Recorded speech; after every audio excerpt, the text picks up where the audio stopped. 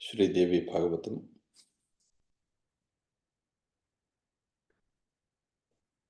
35వ అధ్యాయము శ్రీ సావిత్రి యోపాఖ్యానం. ఓం శ్రీరామశరణం మమ శ్రీరామశరణం మమ శ్రీరామశరణం మమ శ్రీరామశరణం మమ శ్రీరామశరణం మమ శ్రీరామశరణం మమ శ్రీరామశరణం మమ శ్రీరామశరణం మమ శ్రీరామశరణం మమ. ఓం శ్రీ సీతారామాభ్యాం నమః. ఓం శ్రీమాత్రే నమః.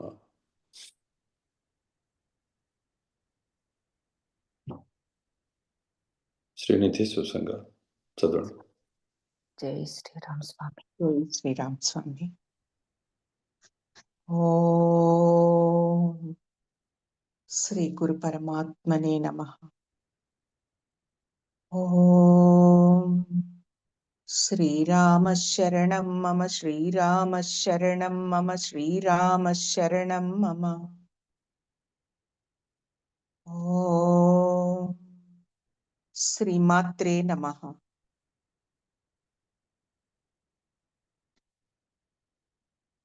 ధర్మరాజు ఇట్లనియను, ఓ సతీమ తల్లి, శ్రీ పరాదేవిని సేవించినంత కాలము సేవించనంత కాలము కర్మము నశింపదు.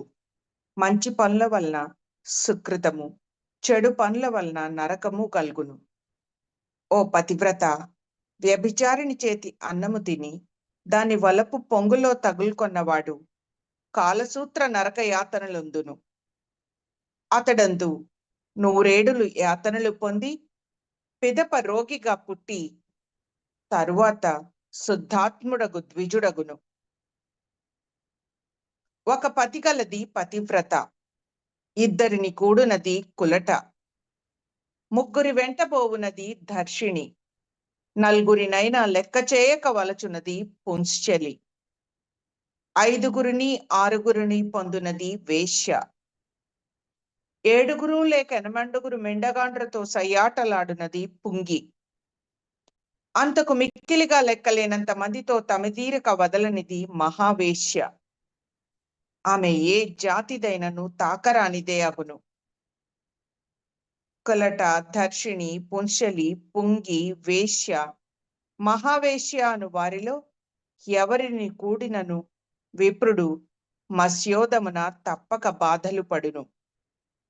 అందు కులటను మరిగిన వాడు 100 ఏండ్లును, దర్శినిని తన మగసిరితో గెల్చువాడు దానికి 4 రెట్లును,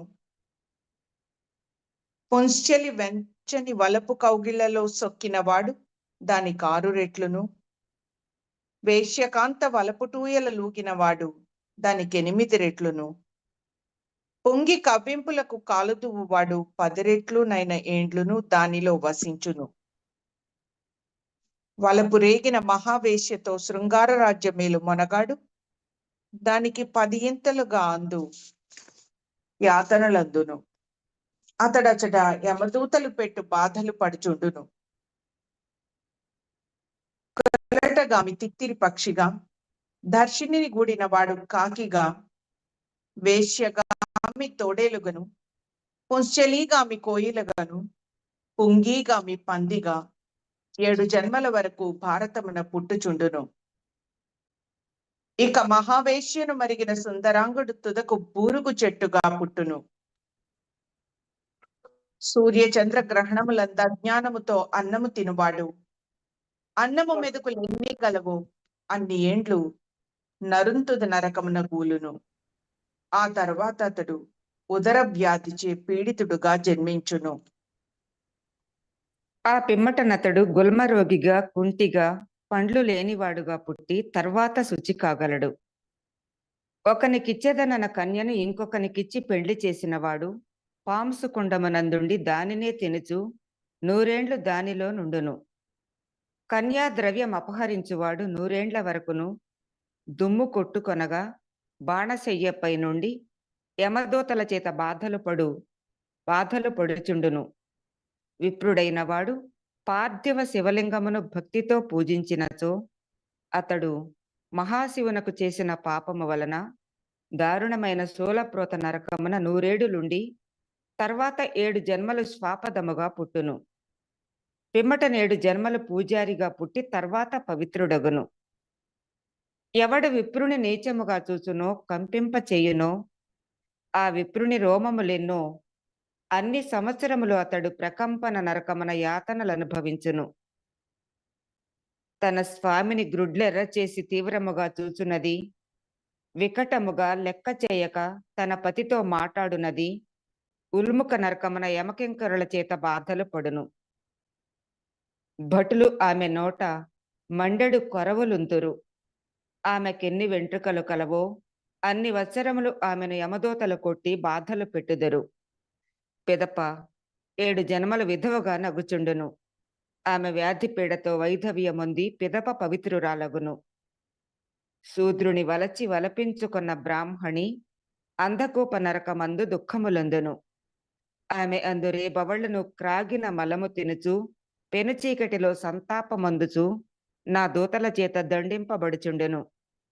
ఆమె 14 ఇంద్రులంత కాలము శౌచోదకమందుండి పిదప 1000 జన్మలు కాకిగను, 100 జన్మలు పందిగను, 100 జన్మలు నక్కగను, 100 జన్మలు కోడిగను, 7 జన్మలు పావురముగను, 7 జన్మలు కోతిగను పుట్టును. ఆ పిదప కర్మభూమియగు భారత భూమిపై ఆమె చాండాలిగా పుట్టి పెక్కుమంది విటుల చేత అనుభవింపబడును. ఆ తరువాత ఆమె చాకలిదిగా యక్ష్మరోగము గల పుంశలిగా పుట్టును. అటు పిమ్మట కుష్ఠురోగము కలదై నూనె అమ్ముకొనుచు తరువాత పరిశుద్ధురాలగును. వేశ్య వేదన నరకమందును, పుంగి దండతాడన నరకమందును బాధలు పడుచుండును. వేశ్య జలరంధ్ర స్థానమున కొలుట దేహచూర్ణమున ఉండును. స్వైరిణి దళనము, దర్శిని శోషణము అను నరకములందు బాధలు పడును. ఆ పాపాత్మురాండ్రు దూతల చేత బాధలు పడుచుందురు. మలమూత్రములెప్పుడు తిందురు. ఇట్లొక మన్వంతరము బాధలు పడుదురు. పిదప మలములోని పురుగులై పుట్టి 1,00,000 ఏండ్లకు పరిశుద్ధురాండ్రగుదురు. బ్రాహ్మణుడు ఇతర బ్రాహ్మణిని, క్షత్రియుడు పరుల క్షత్రియ కాంతను, వైశ్యుడు పరుల వైశ్య స్త్రీని, శూద్రుడు ఇతరుల శూద్ర యువతిని కూడినచో అతడు కషాయ నరకమందు బాధలు పడును. ఆ నరక కుండమందు క్రాగిన కషాయము త్రాగుచు 100 ఏండ్లున్న పిదప విప్రుడు, క్షత్రియుడు మొదలగు వారు శుద్ధి చెందుదురు. ఇటులే స్త్రీలు శుద్ధురాండ్రగుదురు. ఇట్లు పూర్వము బ్రహ్మదేవుడు తెలిపెను. ఓ సతీ తిలకమా, క్షత్రియుడు గాని వైశ్యుడు గాని బ్రాహ్మణ స్త్రీని కూడినచో అతడు మాతృగామితో సమానుడు. అతడు శూర్ప నరకంన బడి ఆ బ్రాహ్మణితో కలిసి శూర్పాకారమైన పురుగులను తినును. అతడచట యమబాధలు పడుచు క్రాగిన మూత్రము త్రాగుచు 14 ఇంద్రులంత కాలముండును. అతడేడేండ్లు పందిగా పిదప మేకగా పుట్టి తరువాత పరిశుద్ధుడగును. తులసీదళము పట్టుకొని చేసిన ప్రతిన నిలవబెట్టలేనివాడు ఊరక మాటిమాటికి శబదములు చేయువాడు జ్వాలాముఖ నరకంన గూలును.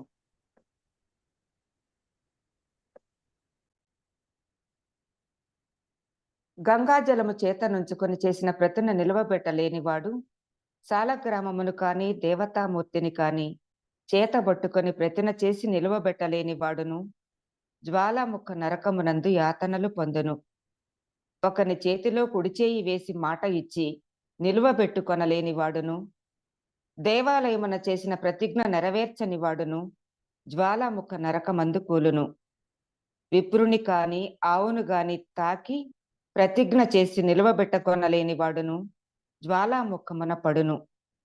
ఏ ప్రతిజ్ఞనైనా నెరవేర్చని వాడు జ్వాలాముఖమున పడును. మిత్రద్రోహి, కృతఘ్నుడు, విశ్వాసఘాతకుడును, తప్పుడు సాక్ష్యమిచ్చువాడును ఈ పాపులు జ్వాలాముఖమున బాధలు పడుదురు.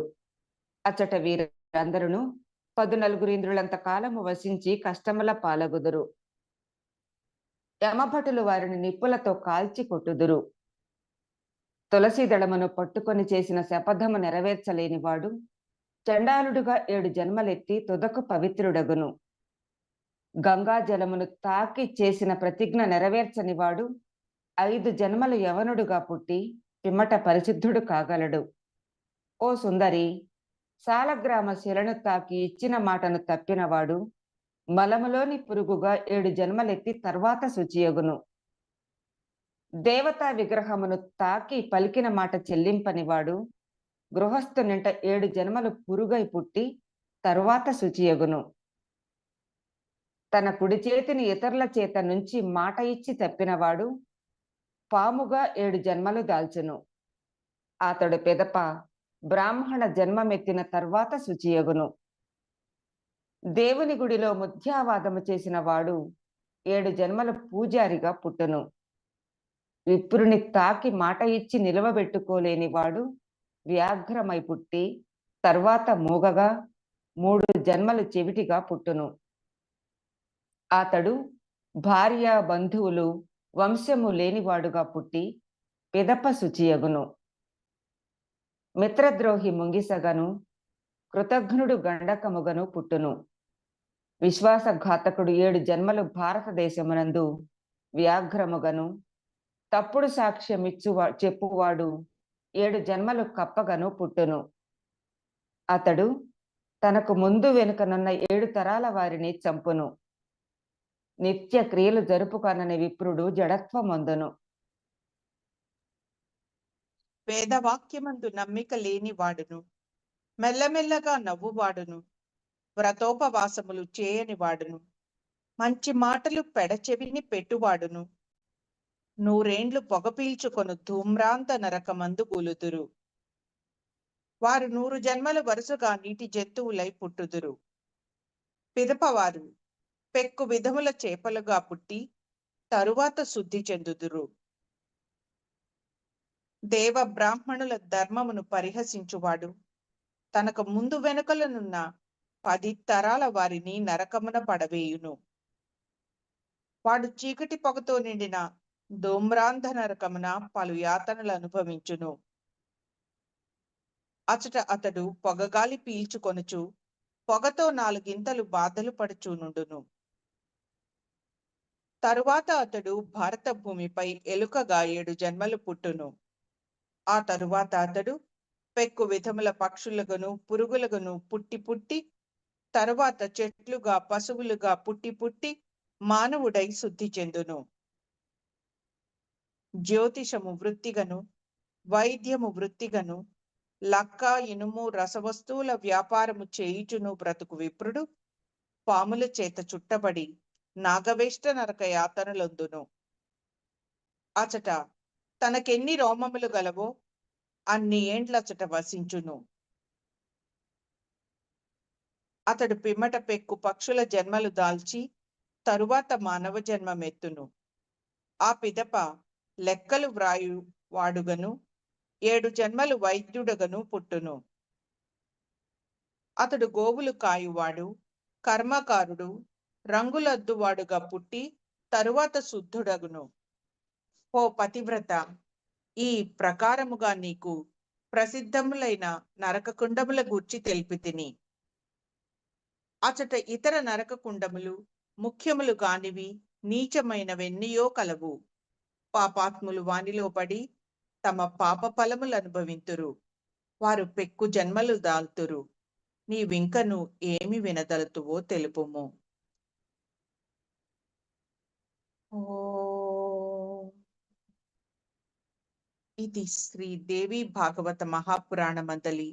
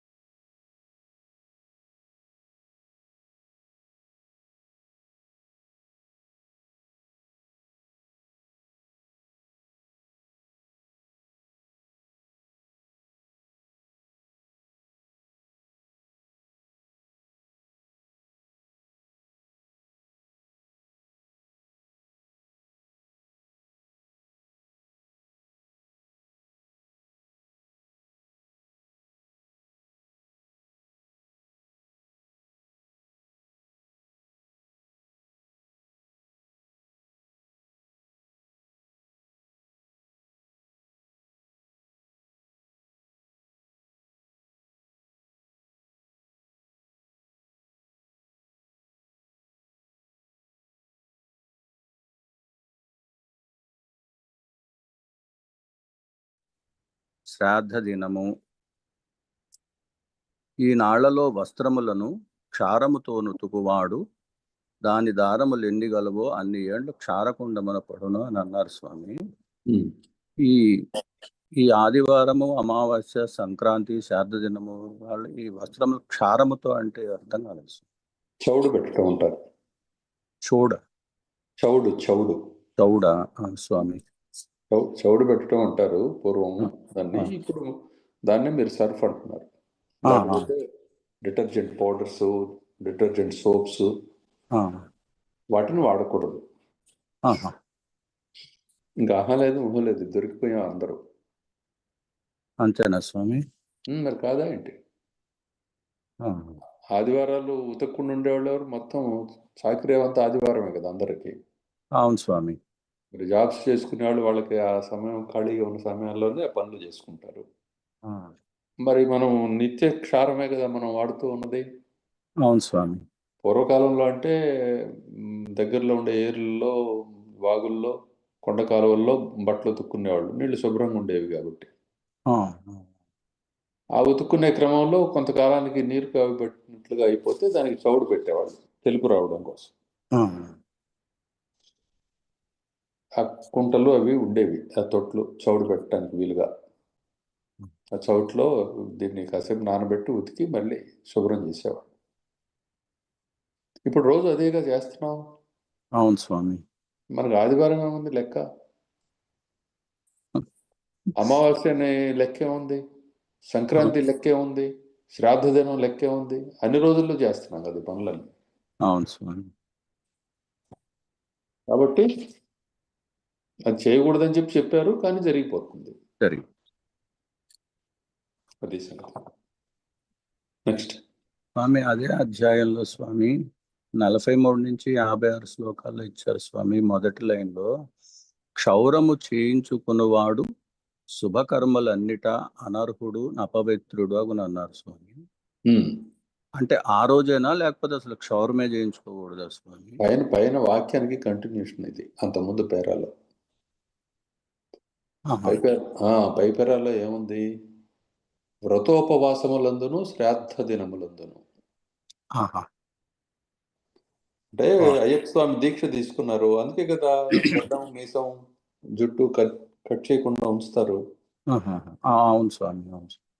ఈ కారణం చేతనే అనమాట. ఆ రోజుల్లో వ్రతోపవాసం చేస్తున్నారు కాబట్టి వ్రతం పాటిస్తూ ఉన్నారు, ఉపవాసం చేస్తూ ఉన్నారు. ఉపవాసం నాడు గడ్డాలు మీసాలు తీయటం, శుభ్రంగా స్నానం చేసి కూర్చోవటం అంటే ఈ క్షౌరకర్మ చేయటం, క్షౌరకర్మ అనేది చేయకూడదు.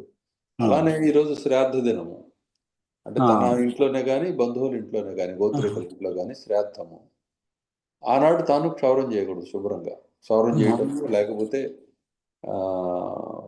ఈ సుగంధ ద్రవ్యాలు వీటిని అలందుకోవటము, పరిమళ ద్రవ్యాలని శరీరానికి, ఈ పని చేయకూడదు. నేల పడక, ఒంటికి నలుగు పెట్టుకోవడం, ఈ పనులు చేయకూడదు. ఇవన్నీ మనం పాటిస్తూ ఉన్నవే, క్రమక్రమంగా మరుగైపోయినాయి. స్వామి, కొంతమంది నేను ఇది అడగటానికి కారణం ఏంటంటే స్వామి, కొంతమంది నేను చూశాను స్వామి, వాళ్ళు ఈ క్షౌరం చేయించుకోవడం, గడ్డం చేయించుకోవడం ఇట్లాంటివి ఏమి ఉండవు స్వామి. ఏదన్నా ఇప్పుడు తిరుమల లేదా శ్రీశైలం, ద్వారకా, తిరుమల ఇట్లా వెళ్ళి సంవత్సరానికో 6 నెలలకో వెళ్ళి అక్కడ స్వామికి ఇచ్చేసి వస్తుంటారు స్వామి. అందువల్ల ఇది కూడా అట్లాంటిదేమో అని అనిపించింది స్వామి. అది వాళ్ళు ఒక వ్రతంగా వాళ్ళు స్వయంగా స్వీకరించి ఉండవచ్చు. వాళ్ళు అట్లా చేస్తారు. నేను ఎప్పుడు గడ్డం చేసినా ఇంకా స్వామి దగ్గర చేయటమే. అది వాళ్ళు శుభంగా, మంచిదిగా వాళ్ళు భావించారు. అదేం శాస్త్రీయత ఏం లేదు అందులో.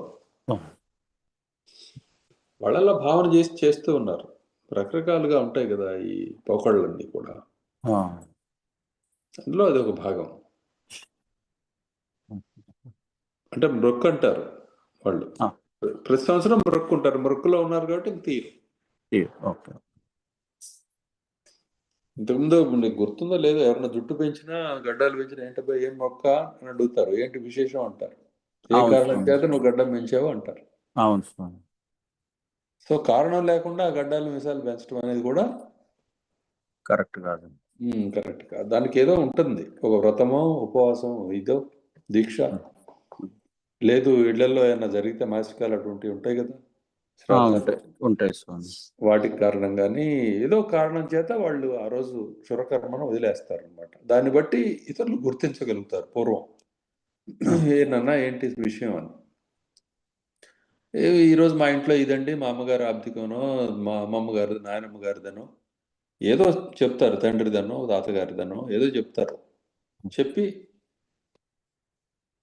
ఆ విషయం తెలియజేస్తారు, దానికి కారణం.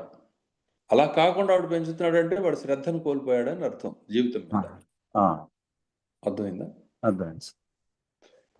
సరే, ఇన్ని చేస్తే ఇది ఎంత, ఈ చర్చ అంతా ఎందుకు వస్తుంది అన్నది గమనించండి ప్రతి ఒక్కరూ కూడా. ఎందుకు వస్తున్నది చర్చ మన మధ్య? ఇప్పుడు ఇక్కడేమో పాపం నుంచి తప్పించుకునే మార్గం అయితే కనపడడం. ఎంత ఇప్పుడు నేను ఎంతో శుద్ధంగా పవిత్రంగా ఉంటున్నాను అనుకునేవాడు కూడా ఏదో ఒక దానికి దొరికిపోతున్నాడు, తెలుసో తెలియకో. అర్థమవుతుందా? అర్థమవుతుంది. రోజు నువ్వు ఒక ఆఫీస్లో పనిచేస్తున్నావు, ఒక ప్రైవేట్ కంపెనీ అనుకుందాం. ఆ కంపెనీలో నువ్వు చేసే పని అనుసరించి నీ ఆహార్యము ఉంటుంది, వేషధారణ ఉంటుంది. లేదు నేను ఇలా ఉంటాను అని చెప్పంటే అక్కడ ఊరుకోరు. దాని ప్రకారం వెళ్ళాల్సిందే. అర్థమైందా? సో ఈ విధంగా తప్పనిసరి పరిస్థితులు ఉంటాయి. ఇప్పుడు నిత్యం సంధ్యావందనం చేయమని చెప్పారు, త్రికాల సంధ్య ఉపాసన చేయమని చెప్పి. ఈ రోజుల్లో ఎంత గొప్ప అనుష్ఠానం కలిగిన కుటుంబాల్లో పుట్టిన వాళ్ళైనప్పటికీ కూడాను వేరే ఉద్యోగాల్లోకి వెళ్ళినట్లయితే ఈ పని ఎలా సాధ్యం అవుతుంది?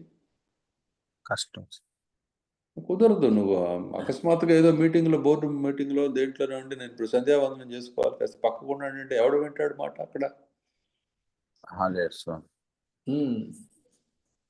ఇలా ఈ పాపాల నుంచి తప్పించుకోవటం అనేది, అసలు పాపాలు తగలకుండా ఉండటం అనేది అసలు కుదిరేట్లు కనపడడంలా.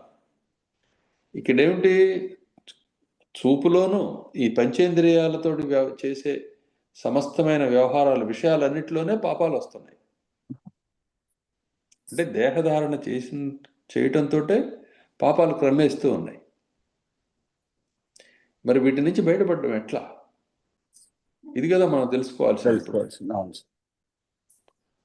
దానికి చెప్పారు ఈ ఫలాలు. ఇలా నిత్యం ఆ దైవీ స్పృహలో నామస్మరణ చేయండి అని చెప్పి చెప్తారు. అందువల్ల నిరంతరం అడుగడుగునా నారాయణ నామస్మరణ చేస్తూ ఉన్నట్లయితే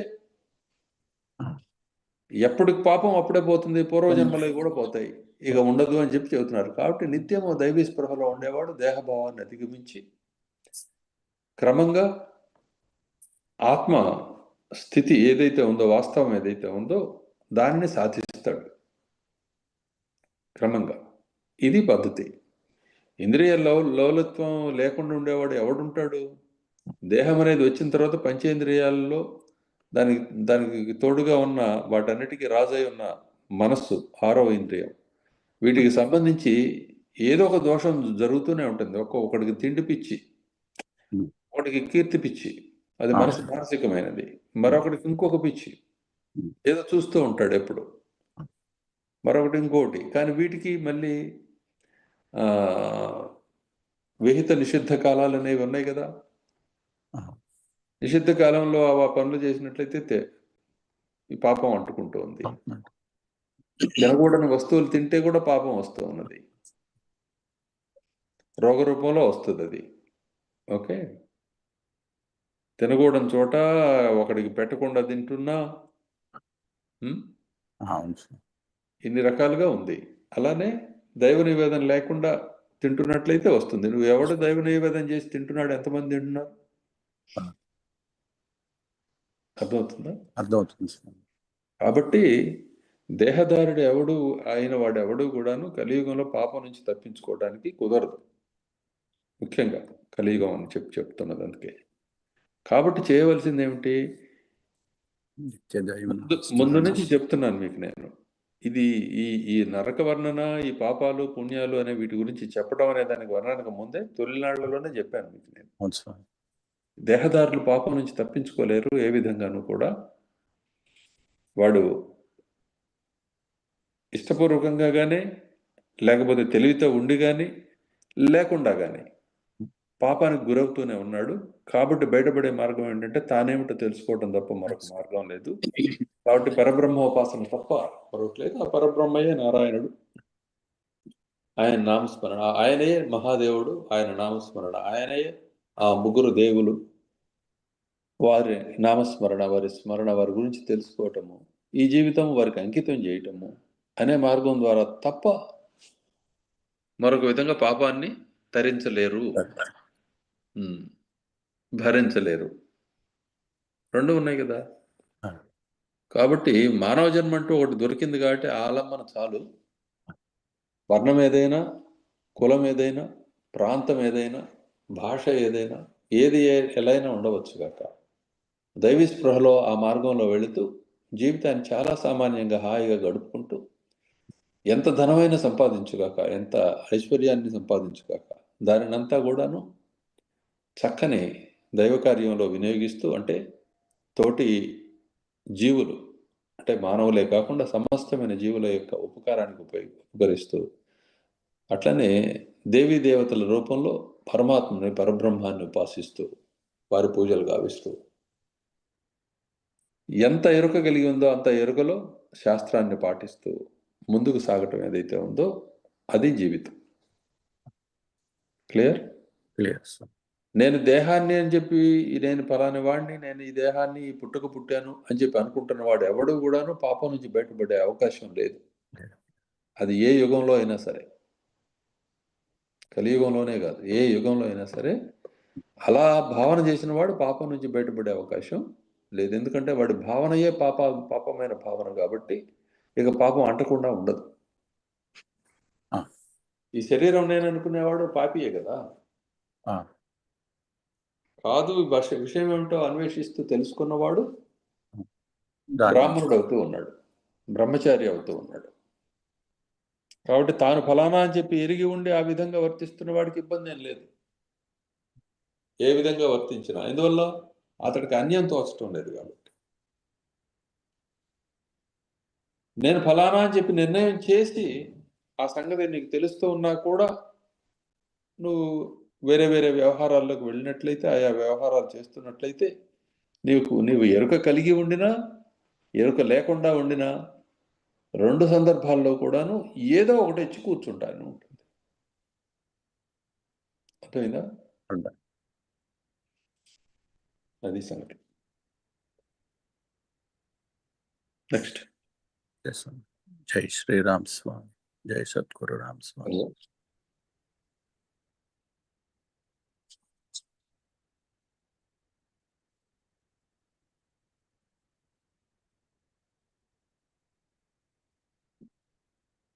కుసంగం అన్మ్యూట్ చేసుకో. స్వామి జై శ్రీరామ్ స్వామి. గురుదేవులకు ప్రణామములు ప్రభు. ఈరోజు చదివిన 35వ అధ్యాయంలో స్వామి 350వ పేజీ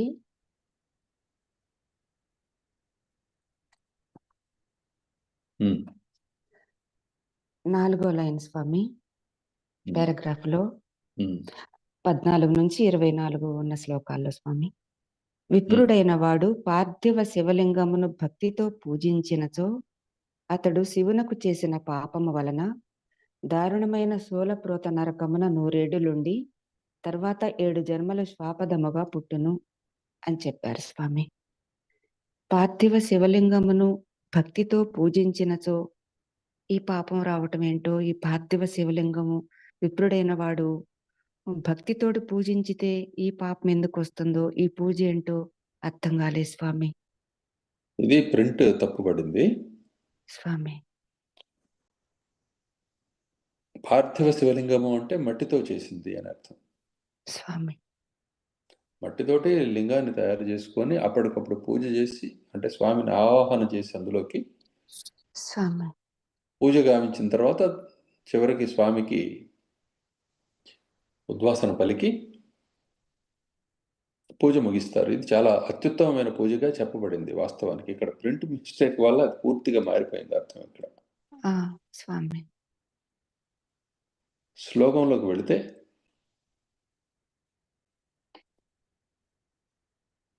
భక్త్యాన పూజయేద్విప్ర శివలింగం చ పార్థివం సయాతి శూలిన పాపాత్ శూలప్రోతం సుదారుణం. అది శ్లోకం. 2 శ్లోకాల్లో సగం సగంగా వచ్చింది ఇది. స్వామి భక్తితోటి ఏ విప్రుడైతే పార్థివ శివలింగాన్ని పూజించడో అతడు శివుని కోపానికి గురవుతాడు అని చెప్తున్నారు. అర్థమైంది కదా? స్వామి అర్థమైంది. ఇది ప్రింట్ మిస్టేక్, అది సరి చేసుకోండి. పూజించనిచో అని పడాలి. అక్షరాలు కొంచెం తారుమారాయినాయి అక్కడ. పూజించినచో అని చదివాను స్వామి. అదే ఉన్నది ఉన్నట్లుగా చదివాను ఇందాక కూడా. అంతే చదవాలి, అక్కడ ఉన్నట్లుగానే చదువుకోవాలి. మొదట మనం ముందే ఎరిగి తెలిసి ఉంటే కనుక మార్చి చదువుకోవచ్చు. స్వామి మనకు అర్థం కానప్పుడు అక్కడ ఉన్నది చదివి దాన్ని సరి చేసుకోవాలి. ఇది చేయవలసింది. విచారణ విధానం ఇదే కదా మరి. స్వామి అంతేగా నువ్వు తప్పు చదివా ఉండటానికి ఏం లేదు, ఉన్నది చదవాలి కదా. అక్కడ ఎవరు తప్పు చేశారని కాదు, ఇప్పుడు ఉండే కాలాన్ని బట్టి ఈనాటి పంటలు, వ్యవహారాలు, పనులు ఎలా అయితే ఉంటున్నాయో అదే విధంగా ఈ ప్రెస్లోనో ఎక్కడో ఏదో పాపం జరిగిపోతాయి అలా పొరపాట్లు. వాటిని ఏదో ఇలా చేశారు అలా చేశారు అనుకోకుండా ఆనాటి పరిస్థితులు, వాళ్ళకు ఉండే స్థితిని అనుసరించి వాళ్ళ దగ్గర నుంచి వచ్చే ప్రొడక్ట్ ఉంటుంది, అంటే ఉత్పత్తి అలా ఉంటుంది.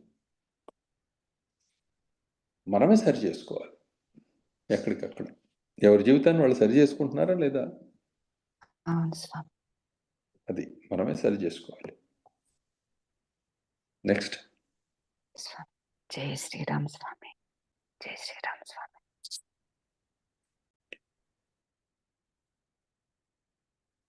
సునీత. జై శ్రీరామ్ స్వామి. స్వామి ఇప్పుడు అడిగిన చోటనే స్వామి. నువ్వేంటి సునీత మని అనే దాంట్లోంచి మాట్లాడుతున్నావు? స్వామి నేను అక్కడ దాంట్లో లైవ్ లో ఉన్నాను స్వామి. సునీత ఇప్పుడు మన ఇంట్లో ఉంది స్వామి, అందుకని ఇక్కడికి ఆన్ చేశాను స్వామి. ఇప్పుడు అడిగిన దాంట్లోనే స్వామి, అతడు శివునకు చేసిన పాపము వలన దారుణమైన శూలప్రోత నరకమున 100 ఏడులుండి తర్వాత 7 జన్మలు స్వాపదముగా పుట్టును అన్నారు కదా స్వామి. ఈ స్వాపదము అంటే స్వామి ఏదో జంతువు, అంటే కాకియో కుక్కకో. ఒక్క నిమిషం, ఏమై ఉండొచ్చు అది. ఇవన్నీ చాలా సీరియస్గా అడుగుతున్నావు నువ్వు ఇటువంటి. హింసించే పశువు అనే ఒక అర్థం ఉన్నది దీనికి. లేకపోతే కుక్క, ఇటువంటివి తోడేలు, లేకపోతే పులి, వ్యాఘ్రము, ఈ జంతువుల్ని ఈ పేర్లతో పిలుస్తారు. ఓకే. స్వామి 352 పేజీలో స్వామి 8వ లైన్లో ఇచ్చారు స్వామి. దేవుని గుడిలో మిథ్యావాదము చేసిన వాడు 7 జన్మలు పూజారిగా పుట్టును. విప్రునికి మాట ఇచ్చి నిలవబెట్టుకోలేని వాడు వ్యాఘ్రమై పుట్టి తర్వాత మోగగా 3 జన్మలు చెవిటిగా పుట్టును అన్నారు స్వామి. అంటే ఇట్లా పూజారిగా పుట్టడం అనేది కూడా ఒక దోషమా స్వామి?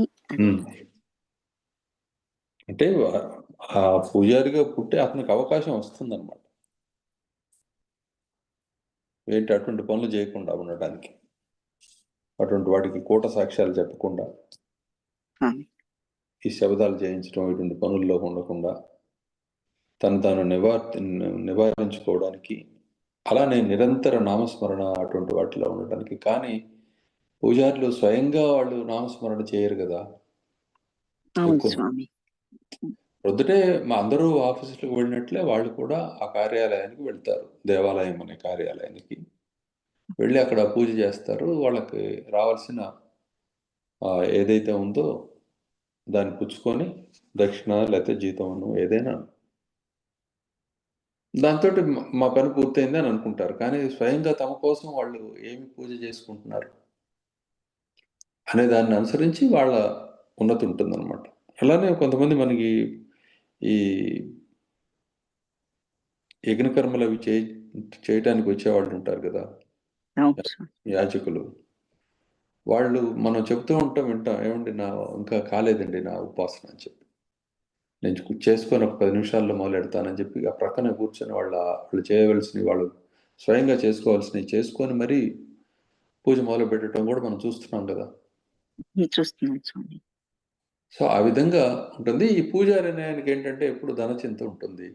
తర్వాత ఎక్కువ మంది పూజారుల్లో కొంచెం లేమితో బాధపడుతూ ఉంటారు. దానికి అలా ఉండవలసి వచ్చి అలా వస్తుంది అన్నమాట.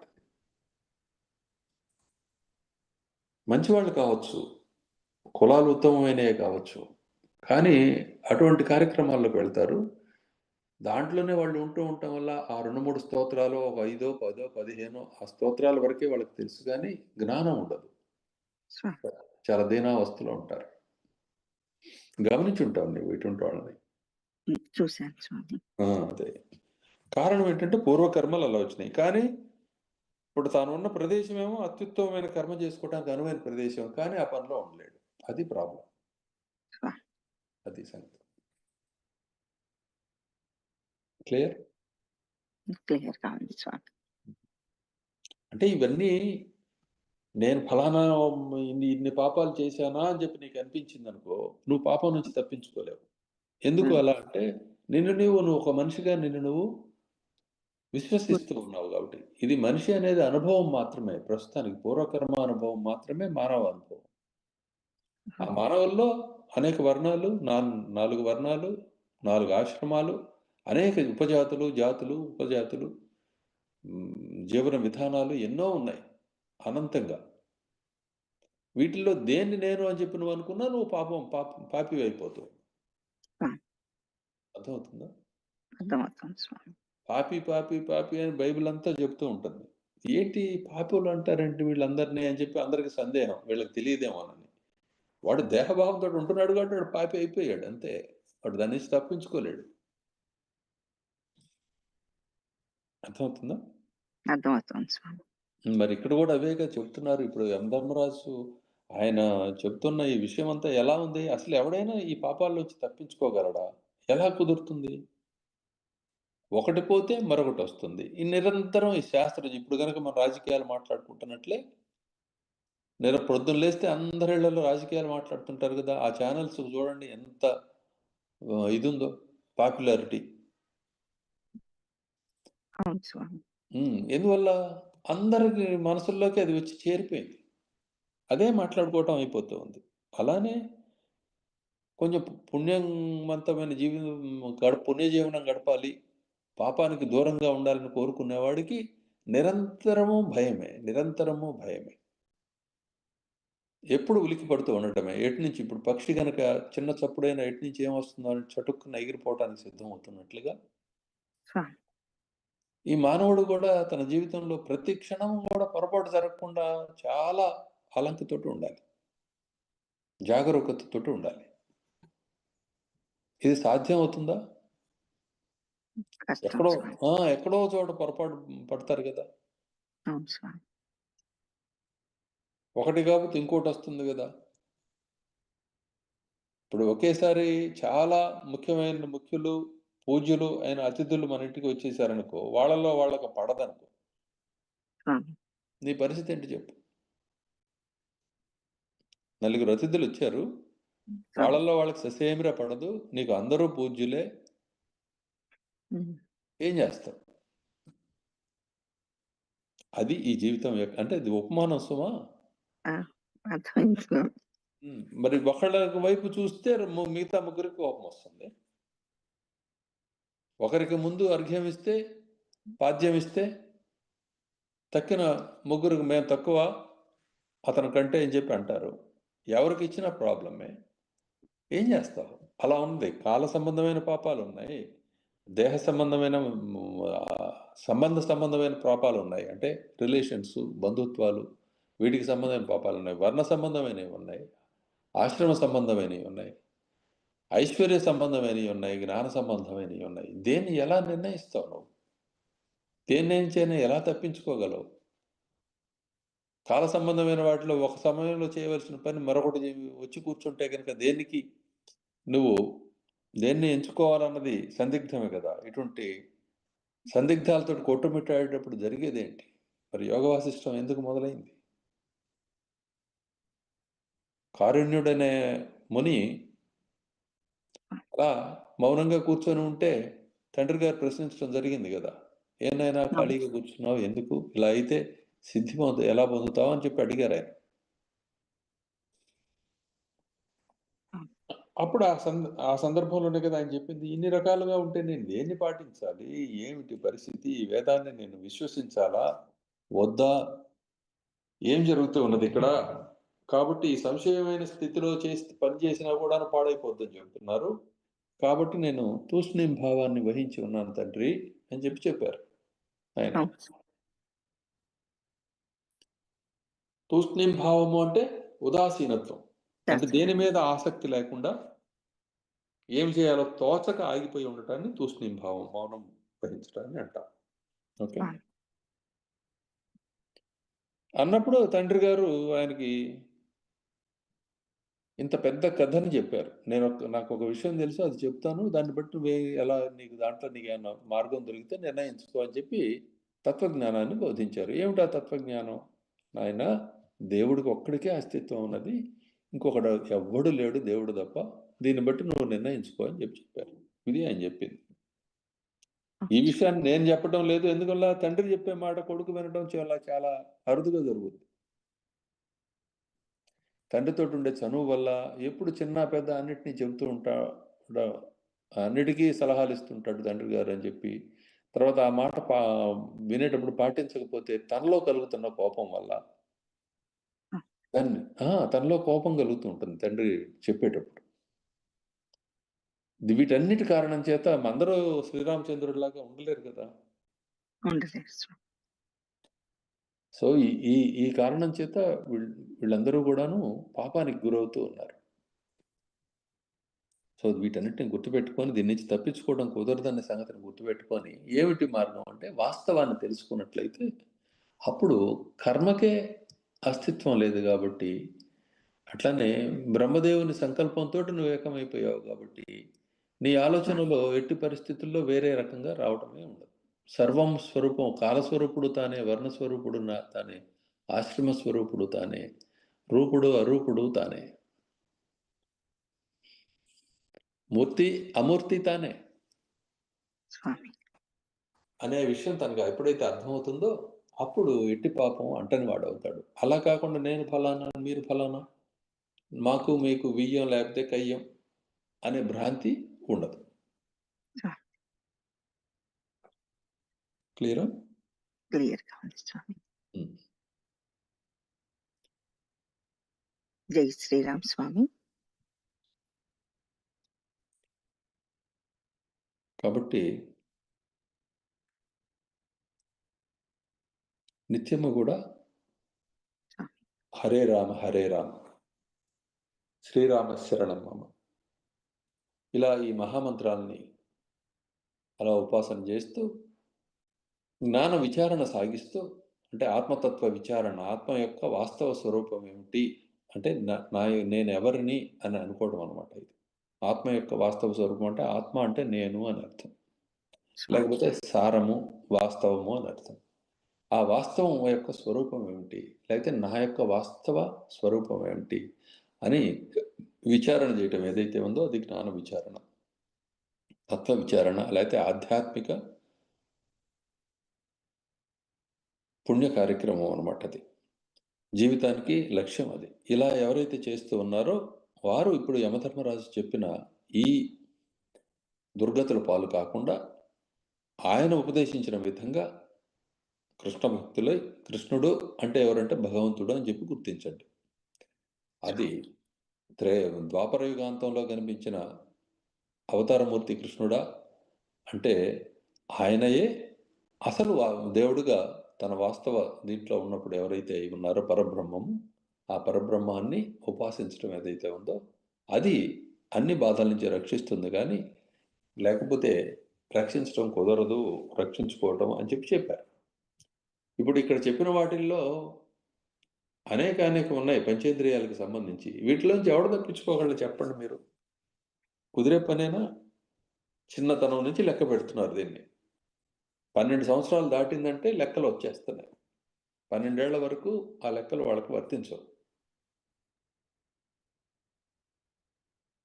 అర్థమవుతుంది కదా? 12 సంవత్సరాల తర్వాత దగ్గర నుంచి ఎన్నెన్నో ఊహలు, ఎన్నెన్నో ఆలోచనలు. అసలు మనసు సహాయం లేకుండా ఏ ఇంద్రియమో పనిచేయదు. ఒకవేళ మనసు సహాయం లేకుండా ఇంద్రియాలు మెకానికల్గా ఏదైనా మిగతా ఇంకొకరి ప్రోద్బలంతో, ఇంకొకరి ప్రభావంతో ఏదైనా జరిగిందన్నా కూడా వాళ్ళు చేసినట్లు కాదు. నీ చేతిని ఒకళ్ళు తీసుకొని నీ చేతితోటి ఇంకొక దాన్ని దేన్ని కొడితే నువ్వు కొట్టినట్లు కాదు కదా. నీ బలం ఉపయోగించలేదు కదా నువ్వు.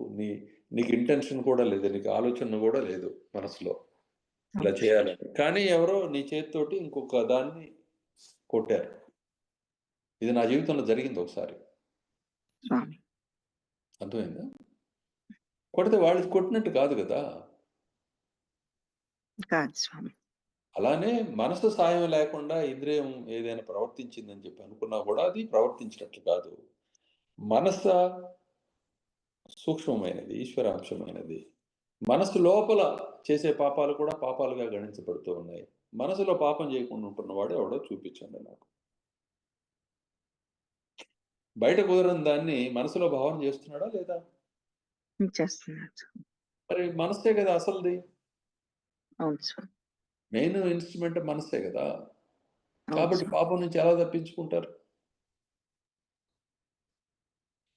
కాబట్టి ఈ విషయాన్ని గుర్తించి మనసు ఈ విధంగా ఎందుకు ప్రవర్తిస్తున్నది అన్నది విషయాన్ని గుర్తించి, ఇది వాస్తవం గురించిన అజ్ఞానం వల్ల ఇలా ప్రవర్తిస్తూ ఉన్నది అనే విషయాన్ని కూడా గుర్తించి వాస్తవాన్ని దర్శించడానికి చేసే ప్రయత్నమే సత్సంగం, తత్వ విచారణ, పరబ్రహ్మోపాసన. క్రమంగా తానే పరబ్రహ్మము అనే విషయం అతడికి అర్థం అవటంతో అతడి ప్రయాణాలన్నీ కూడాను గమ్యాన్ని చేర్చినవి అవుతూ ఉన్నాయి. అతడి ప్రయత్నాలన్నీ కూడాను గురువుల రూపంలో, గురువుపదేశాల రూపంలో అత్యంత శ్రేయోదాయకాలై ఉన్నాయి. అంతకుముందు పాపాలుగా పరిగణించబడ్డవే అవే పుణ్యాలుగా మారిపోతూ ఉన్నాయి. అర్థమవుతుంది? కాబట్టి అందరూ కూడాను ఆ కోరిక కోరండి. ఏ కోరిక? తత్వ విచారణ, తత్వ సంబంధమైన అభిలాష కలిగి ఉండటము, దానికోసమే జీవితాన్ని అంకితం చేయటము, పూట పూట ఏదో కొంచెమైనా నేర్చుకోవడము, సంవత్సరానికి అయినా సరే కొంచెం నేర్చుకోవటము, ఆ పనిలో మాత్రమే ఉండడం అనేది చేయండి అని చెప్పేది అదే. ఈ పురాణం అంతా చెప్పేది అది. ఇన్ని కథలు చెప్తూ ఉన్నది. ఈ కథల్లో రకరకాల మనకు భావాలు కలుగుతాయి కథలు వినేటప్పుడు. ఏమిటి ఇదంతా అనిపిస్తుంది. దానికి కారణం ఏంటంటే అంతకుముందే మనం ఒక నిర్ణయం చేసుకొని ఉన్నాం, ఇది మంచి, ఇది చెడు, ఇది ఇలా ఉండాలి, ఇలా ఉండకూడదని. ఎవరు చెప్పారు నీకు అలా? నీ చుట్టూ ఉండే సమాజంలో తిరుగుతూ ఉన్న నానా రకాలైన భావనా వీచికలు ఏవైతే ఉన్నాయో వాటన్నిటినీ నీ మనసులోకి తీసుకొని అవి సరైనవని చెప్పి నిర్ణయం చేసి నువ్వు కూడా నిర్ణయం చేయటం మొదలుపెట్టావు. అందుకే కదా మరి ప్రాంతానికి అక్కడ ఉండే విశ్వాసాలను అనుసరించి మంచి చెడులు మారిపోతూ ఉన్నాయి. మారిపోతున్నాయి స్వామి. మరి అక్కడ విశ్వాసాలు అలా ఉన్నాయి కాబట్టి వారికి మంచి అయినది వారికి మంచి, అదే ఇంకొక ప్రాంతంలో అది సరైనది కాదు. అందుకేగా మరి పెళ్ళిళ్ళు చేసుకునేటప్పుడు మా ఆచారం ఇది, మీ ఆచారం మాకు ఈ విశ్వాసాలు ఉన్నాయి, మేము ఇట్లా చేస్తాము, మాకు ఎప్పుడు అలా చేయరు. ఈ గొడవల్లో ఎంత బాధపడుతున్నారు, మనసులు బాధ పెట్టుకుంటున్నారు. ఇవన్నీ కేవలం ఆ నానా భావనా వీచికలు ఆయా హృదయాల మీదకి ప్రసరించి అక్కడ తిష్ట వేసుకోవడంతో, వాటిని ప్రేమించడంతో ఇంత గందరగోళం జరుగుతుంది. ఎవరికి స్పష్టంగా అవగాహన లేదు. కాబట్టి దాన్ని లేదు కదా అందుకే ఇట్లా చేస్తున్నామేమంటే కుదరదు. ఎందుకంటే నీకు తెలిసి చేసినా తెలియక చేసినా నిప్పును ముట్టుకుంటే కాలుతున్నట్లుగానే నాకు తెలియదంటే కుదరదు ఇక్కడ. కాబట్టి తెలుసుకోవాల్సిన బాధ్యత మన మీద ఉన్నది. మనకి అగ్ని కావాలి, దానితోటి ఎలా మనం పనిచేయాలన్నది కూడా తెలియాలి. అర్థమవుతుంది కదా? అర్థమవుతుంది స్వామి. ఇది సంగతి. కాబట్టి ప్రతి ఒక్కరూ కూడా ఈ విషయాన్ని గ్రహించి, ఎందుకు యోగ వాసిష్ఠ రూపంలో ఆ జ్ఞానాన్ని ప్రబోధించడం మొదలుపెట్టాను అన్నది కూడా మీరు అర్థం చేసుకొని క్రమక్రమంగా దాంట్లోకి వెళ్ళాలి. అది అర్థం కావట్లేదు మొర్రో అని చెప్పి గోల్ చేశారు కాబట్టి స్వామి మన గిరిధారి ఉన్నాడు. తనకు తెలియనందువల్ల, ఆ జ్ఞానం లేనందువల్ల సంపూర్ణంగా జ్ఞానం పొందని వాళ్ళని జ్ఞానం పొంది ఉన్నారని చెప్పి గొప్పగా పొగట్టం మొదలు పెట్టడం జరిగింది. దాని డ్యామేజ్ దానికి జరిగిపోయింది. దానివల్ల తనకు తెలియదు, డ్యామేజ్ పడిన వాళ్ళకు కూడా తెలియదు ఆ విషయం. అర్థమవుతుందా? అంటే మనకు తెలియకుండానే ఎన్ని జరిగిపోతాయో చూడండి. అర్థమవుతుంది? ఇప్పుడు నాకు తెలియని భాషలో మాట్లాడుతున్నాడంటే వాడు పండితుడేనా అర్థం? కాదు కదా. నాకు తెలుగు మాత్రమే వచ్చు, నువ్వు ఇంగ్లీష్లో మాట్లాడుతున్నావు, అంత మాత్రం చేత పండితురాలు అయిపోతావా? కాదు స్వామి. అదొక మాధ్యమం అంతే. అలానే మాటలు కూడా, భావనలు కూడా మాధ్యమాలే. అవి ఒక్కొక్కళ్ళు ఒక్కో రకంగా ఎక్స్ప్రెస్ చేస్తున్నప్పుడు నీకు అర్థం కాలేదు కాబట్టి వాళ్ళని పండితులు అనుకుంటే ఎట్లా? అలా అనుకోవటంతో మరి వాళ్ళు ఇంకా అన్రిపెండ్ స్టేట్లో ఉన్నప్పుడు ఆ స్టేట్మెంట్ వినటంతో వాళ్ళు మరి పెద్ద సింహాసనంలోకి వెళ్ళి కూర్చున్నారంటే తేడా పడతారు కదా. పడిపోయారు, దెబ్బతిన్నారు. తెలియకుండా జరిగిపోయింది. మరి ఆయనకి ఆ ఇంటెన్షన్ లేదు, కానీ నువ్వు నా వైపు చూడు, ప్రక్కకు చూడమాకు అని చెప్పి చెబుతున్నా. నా వైపు చూడకపోతే నువ్వు ప్రమాదంలో పడతావని చెప్పి చెప్తున్నాను నేను నీకు. ఎందుకు చెప్తున్నాను? నువ్వు గురువు వైపే చూస్తా ఉండ, నీకు చుట్టూ ఉండేవాళ్ళు ఎందుకు కనిపిస్తున్నారు? వాళ్ళతో నీకు పోలికేంటి? వాళ్ళు నేనే అని ఎందుకు గుర్తించవు? వాళ్ళ నోటి నుంచి వచ్చేది నేనే కదా. ఈ జ్ఞానధారయేగా ఆ నోటి నుంచి ఏ నోటి నుంచి వచ్చినా. అర్థమవుతుందా? అర్థమవుతుంది.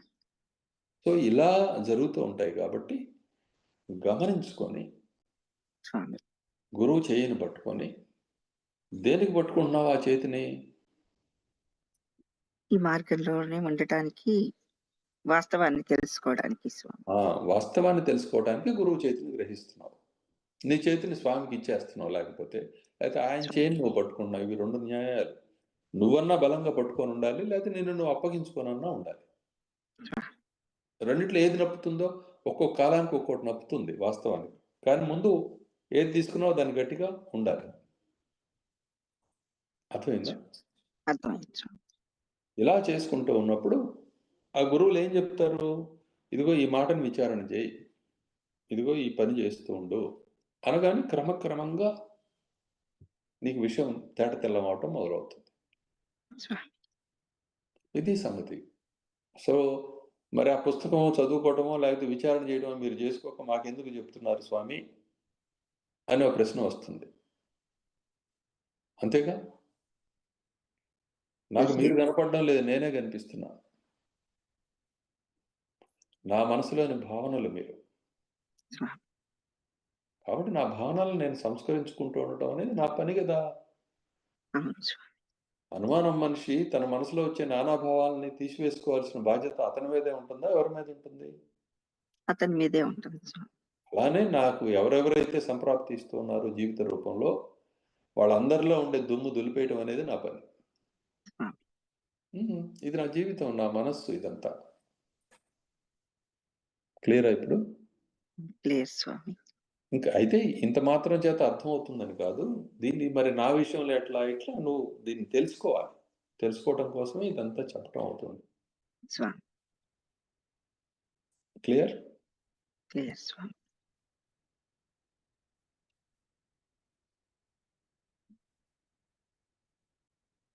మృత్యు కనపడ్డ జీవనంలో తాను దర్శనం ఇచ్చిన ప్రతి జీవిని సంహరిస్తూ ఉన్నదా లేదా? గ్రహిస్తూ ఉన్నదా లేదా? గ్రహిస్తోంది స్వామి. అలానే సమస్తమైన దుర్వ్యాపారాలకి అట్లనే దుర్నిర్ణయాలకి కాలస్వరూపుణ్ణి నేను. స్వామి.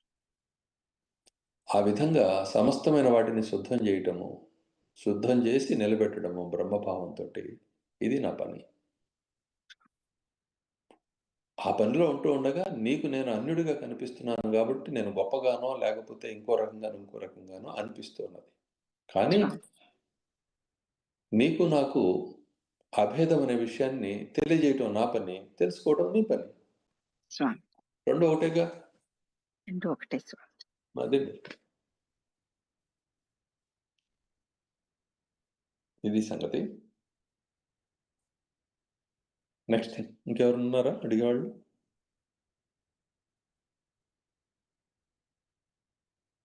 జై సద్గురురామ్. జై సద్గురురామ్ స్వామి. జై సద్గురురామ్ స్వామి. జై సద్గురురామ్ స్వామి. జై జై సద్గురురామ్ తండ్రి. జై సద్గురురామ్ స్వామి. జై సత్